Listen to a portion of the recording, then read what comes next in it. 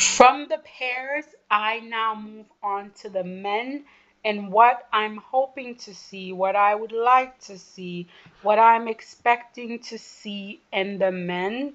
Well, I mean, before the season even start, I'm already brokenhearted because men destroyed me.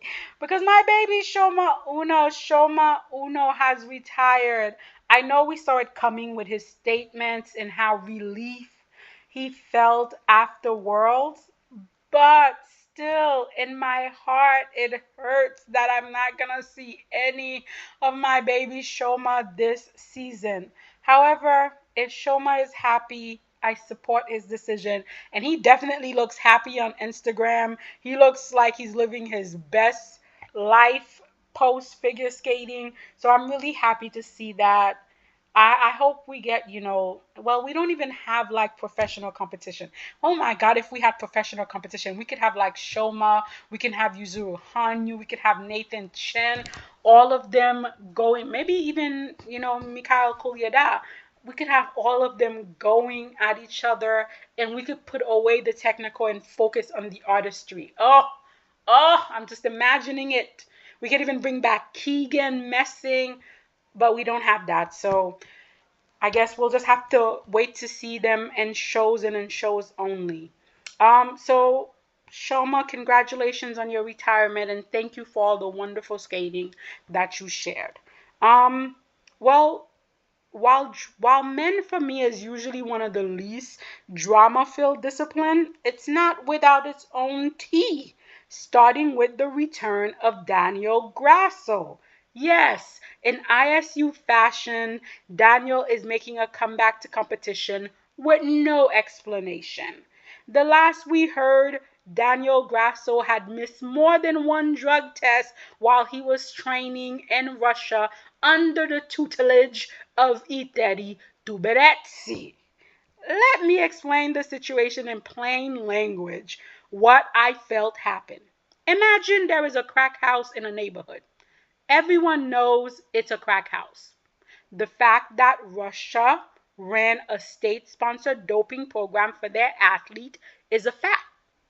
The police also raids this crack house every now and then, but they never close it down. ISU and the Olympic Committee punish Russia for running a state sponsored dope program by having their athlete compete under a neutral flag and by not having the Russian national anthem played. I'm doing bunny fingers. But the fact remains that the crack house is still open. We know this because 15-year-old Kamila Valieva tested positive for an illegal heart medication, and there was also over 30 medication found in this 15-year-old system. Now, given all this, Daniel decided that the ideal place for him to be was with Ekaterina in Russia, and then he decided he wanted to miss his drug test. So, in other words, here is Daniel in the crack house with a crack pipe in his hand when the police decide to raid the place, and he's like, yes, I am in a crack house. And yes, I do have a crack pipe in my hand. However, I am innocent. Well, let's see how it goes for him this season. Okay? Because I personally would have wanted the Italian Figure Skating Federation to give us some more information. Why did he miss the drug test? Was he tested when he came back to Italy? What was the outcome of those drug tests? What was his punishment for missing the 3 drug tests? Why is he I have a lot of questions, but we all know the International Skating Union is not one for being transparent. So there we are. Good luck to you, Mr. Daniel. I hope you realize that well, you probably don't realize anything. Good luck to you, Mr. Daniel Grasso. Now, Team Tubedetsi will also be with us in the men competition via Nika Edgatsi. Oh, God. I pray that we are spared another Danny G shirt whipping special. However, the skating gods tend to ignore my pleas, so we can only look forward to more Moulin Rouge-esque program for Nika. Again, Nika is a fine jumper. He's got actually a pretty decent jumping technique for any 30 skater, probably because he 30 didn't teach him his, jump technique and he joined them much later. So he's got a pretty decent jump technique. However, the rest of it, the skating skills, the program, the packaging is a shit show. But if he can land those jumps, the E30 bonus will probably take him on top of the podium. We can also look forward to that. Now, the ISU also made the decision not to penalize the back flip. But to be honest, most of the men backflip is ugly. I love Adam Sion-Hemfa, and I'm looking forward to his programs this season.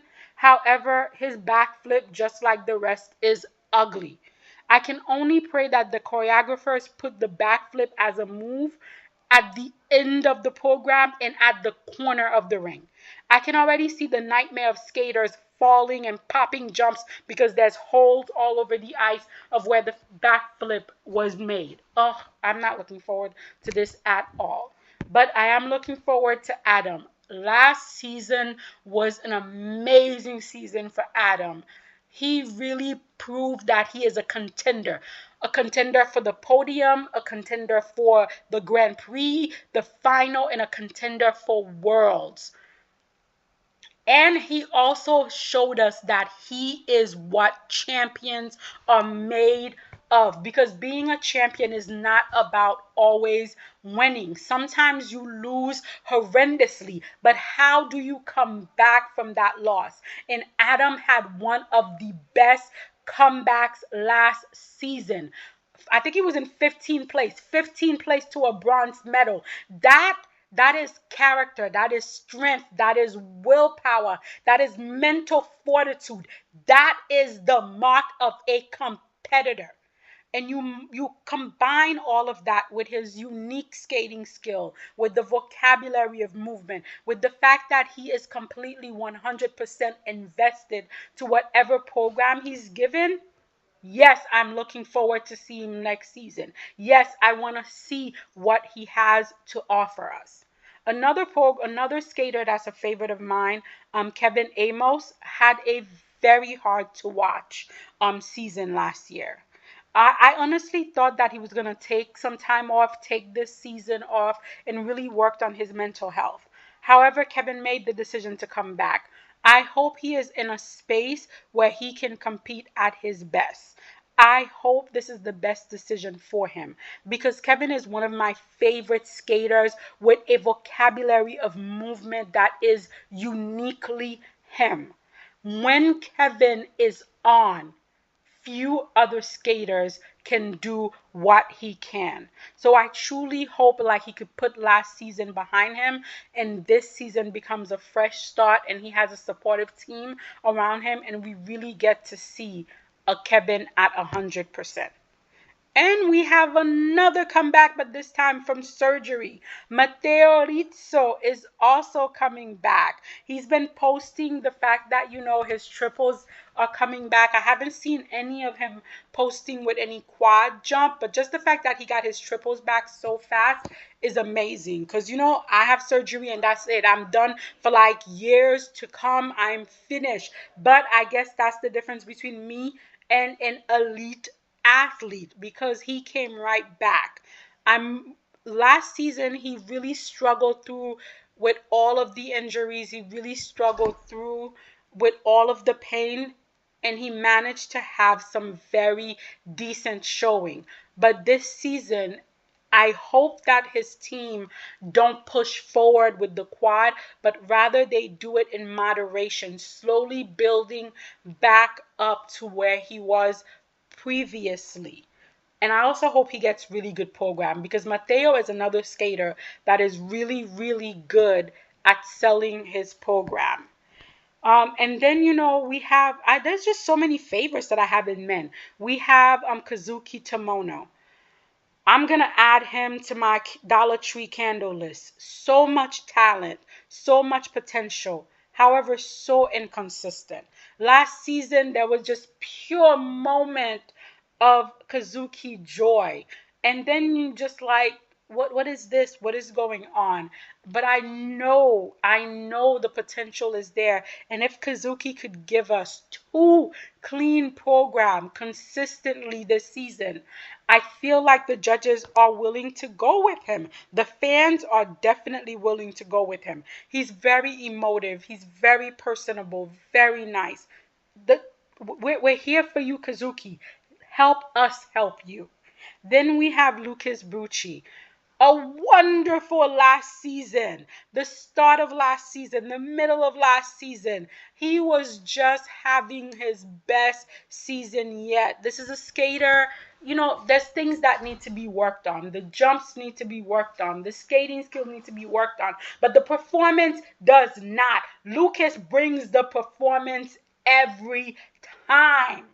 He's entertaining. He tries to sell the program to the best of his ability. And it was really sad because he was riding such a high all season and it all just came crashing down doing the free program at Worlds. I hope he can shake that off. I hope he can rebuild and I hope he can come back this season better than ever.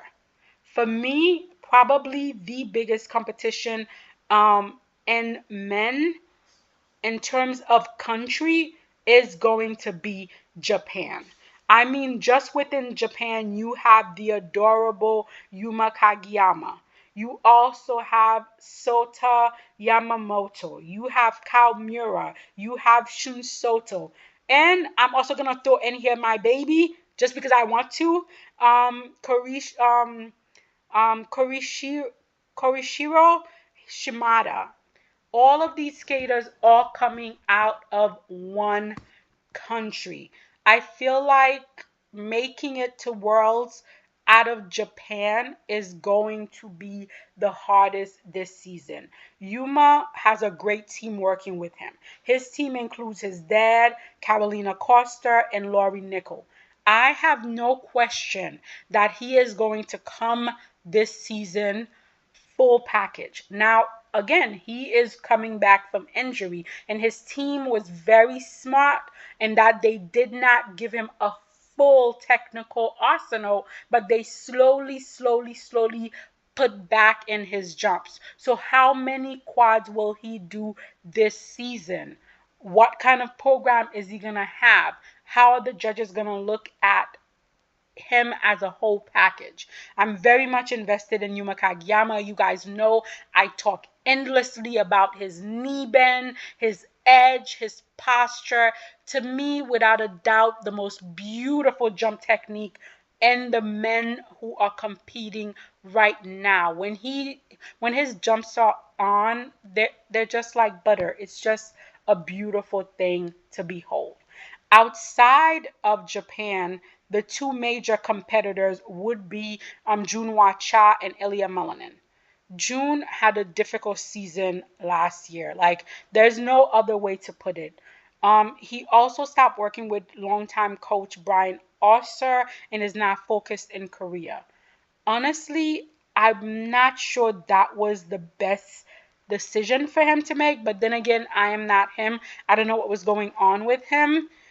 But I will say, I think having an established, well known, politically connected coach at the board is important. Why? Because figure skating is a political sport. As much as we would like for it not to be, until we're able to get robots to do the judging, it's going to be a political sport. So for me, especially when you're heading into an Olympic cycle, I think you need that powerful coach in your corner. However, I still feel like there's so much there. I am such a fan of June. You know, my little cha cha cha baby. I'm so invested in him. He is like the epitome of everything I love in a skater. When that quad sow goes up in the air and it comes down, it is meaningful. It is girthy. It is umphy. This is what a jump is meant to do. When his jumps are on and the rest of the program is just allowed to breathe, there is no other skater that I would like to see on the podium more than June. However, how is he going to be this season? Is he fully healthy? Is he mentally where he needs to be to compete? What are his programs going to look like? There is a lot of questions, but if we could put those things together, I'm prepared to give Junhwa Cha all the medals, all of the medals. I'm so invested in him. As for Ilya, I expect this to be his crowning season. ISU and the judges want to crown him heir apparent to the men's throne, and Ilya has the technical skill and the firepower for that to be justified. I was also happy to see that Ilya and his team are taking our opinion to mind, and they are starting to work on the artistic component. Yes, Rome wasn't built in a day and artistry wasn't built in a day, but I did see last season they were trying. He is trying to grow. He wants to be a complete skater. Personally, I do not want to see Ilya turned into a Jason Brown or even a Nathan Chen. What I would like to see is for Ilya to embrace his uniqueness. I want him to work with a choreographer who will create a vocabulary of movement that is unique to Ilya instead of trying to push him into the mold of some other skaters. I know this will never happen, but I would love to see Ilya skate to MC Hammer. Can't touch this. Ta da da da. No, no, no, no. Can't touch this. Can you imagine Ilya going up into the quad axle and then landing on the can't touch this? He doesn't even have to do the genie pants. He can do regular pants. But that song with his confidence and that touch of cockiness that he has would be perfect on the ice, especially with the cool moves that I want to see Ilya do. This would be the ideal song for me to see Ilya skate to. Um, I mean, I will say though, guys, I am a little concerned. I do watch his Instagram and the quads on quads combination. Now he's learning the backflip. He's doing the backflip on one leg and then he's adding a quad combination to it. I feel like the human body is only meant to do so much.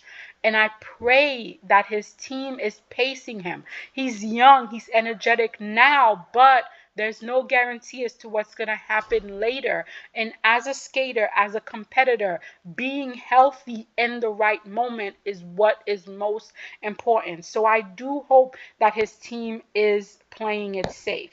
As a whole, men as a discipline is going to be interesting competitive figure skating. Last season, I felt was a wonderful season for men. We got to see so many great competitors coming out, giving us their all. And we saw there was no concrete winners heading into Worlds. It was an open field where anyone could have won it. And I'm really, really looking forward to have something similar this season where we're all on the edge of our seats wondering which one of these men will be crowned champion.